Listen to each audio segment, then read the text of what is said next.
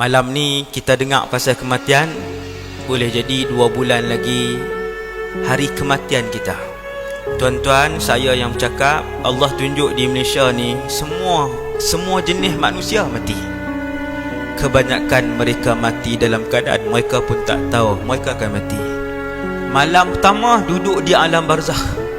Perkataan inilah yang paling banyak diulang oleh orang yang melangkah masuk pada malam pertama ke alam barzakh, iaitu Rabbi, wahai Allah, irji'un, boleh tak kembalikan aku ke bumi?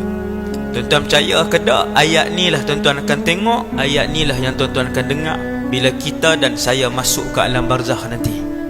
Allah ambil ayat ni, Allah rakamkan ayat ni dalam Quran, bagi tahu kat saya, kita hak duk hidup atas muka bumi ni, jaga-jaga jangan sampai mulut kita pun mendoakan seperti ayat ini, kerana doa ini, permintaan ini datang daripada mulut-mulut mereka yang mati tetapi tidak sempat beramal saleh ketika diberikan peluang oleh Allah hidup di atas muka bumi ini.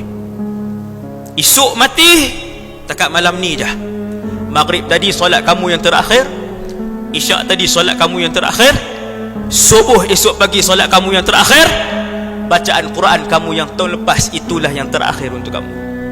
Maka ayat ini dibacakan kepada saya yang hidup dan tuan-tuan yang hidup untuk kita mengambil iktibar, untuk mula mengisi keseluruhan kehidupan kita dengan ibadah dan mencari redha Allah.